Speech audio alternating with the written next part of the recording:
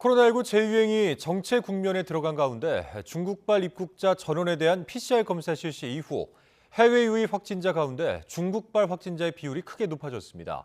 어제는 확진 판정을 받은 중국인이 격리를 거부하고 도주한 일도 있었는데 정부는 내일부터 입국 전 음성 확인서 제출과 Q코드 입력도 의무화하는 추가 방역 조치에 들어갑니다. 기정호 기자가 보도합니다.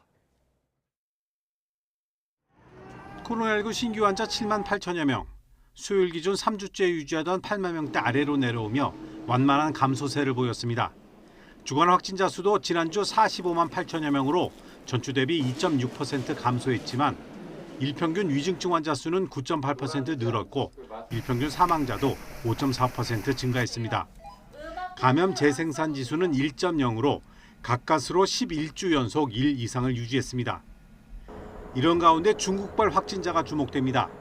해외 유입 확진자 가운데 중국발 입국자 비율은 지난해 11월 1.1%에 불과했지만 중국 상황이 악화한 12월엔 17%까지 상승했습니다. 지난 2일 방역 강화 후 더 올라 수요일 0시 기준 172명 가운데 131명으로 76%까지 치솟았습니다.